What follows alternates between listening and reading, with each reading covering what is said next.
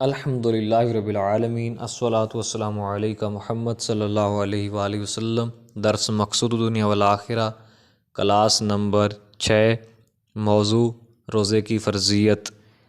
قال اللہ تعالی یا ایہا الذین آمنوا کتب علیکم الصیام کما کتب علی الذین من قبلکم لعلکم تتقون ایاما معدودات۔ صدق اللہ العظیم۔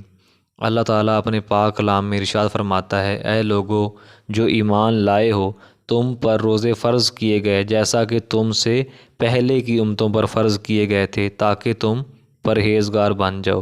یہ گنتی کے دن ہیں۔ رمضان شریف کے روزے ہر مسلمان، امیر، غریب، عاقل، بالغ پر فرض ہیں۔ اگر کوئی انکار کر دے تو کافر ہو جائے گا، اور اگر کوئی مومن روزہ نہ رکھے تو گناہ کبیرہ کرے گا۔ جاننا چاہیے کہ اللہ تعالیٰ کی ارشاد کے مطابق سابقہ امتوں پر بھی روزے فرض تھے۔ بعض پر 10 محرم الحرام کا روزہ فرض تھا، بعض پر ایام بیض کے، ہر چاند کی، ہر مہینے کی 13، 14 اور 15 یہ 3 دن کے روزے، اور بعض امتوں پر 3 مہینے کے روزے فرض تھے۔ حضور صلی اللہ علیہ وسلم کی امت پر 1 ماہ رمضان المبارک کے روزے فرض ہیں، اور ان روزوں کو فرض کرنے کا مقصد یہ بیان کیا گیا ہے کہ نفسانی خواہشات کو روک کر شاید اس کی برکت سے پرہیزگار ہو جاؤ اور دوزخ کے عذاب سے نجات پا جاؤ۔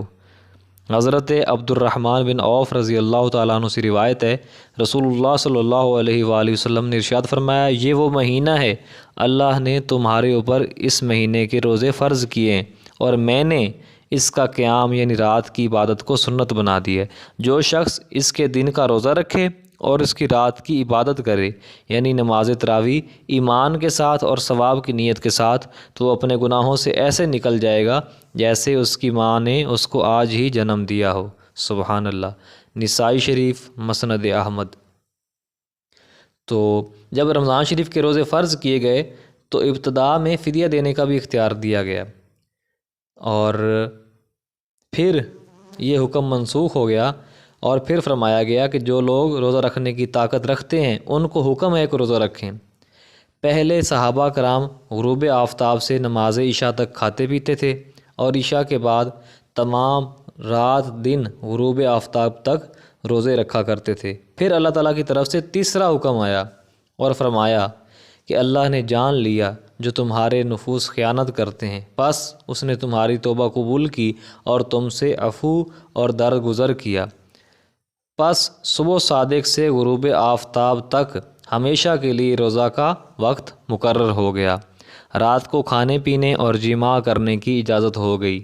اللہ تعالیٰ کا فرمان ہے کہ یہ عبادت ہمیشہ کے لیے تم پر فرض نہیں کی گئی، یعنی رمضان شریف کے روزے سارا سال کے لیے تو فرض نہیں کیے گئے، بلکہ گنتی کے چند دن ہیں، جو زیادہ سے زیادہ 30 اور کم از کم 29 ہیں۔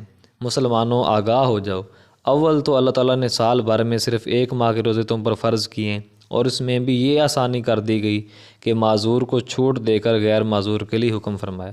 یعنی اگر تم میں سے کوئی ایسا بیمار ہو جائے جس کی وجہ سے روزہ نہ رکھ سکتا ہو، یا کم بیمار ہو مگر خوف قوی ہو کہ روزہ رکھنے سے مرض بڑھ جائے گا، یا ایسے سفر میں ہو جس میں نماز قصر کی جاتی ہے 78 کلومیٹر، اور اس میں قصر میں فجر کی نماز مکمل، ظہر 4 فرض کی بجائے 2 فرض، عصر کے بھی 4 کی بجائے 2 فرض، مغرب کے 3 فرض، اور عشاء میں 2 فرض اور 3 وتر، اور سنتوں کا وقت ہو تو سنتیں، اور نوافل کا وقت ہو تو نوافل بھی پڑھ لینے چاہیے۔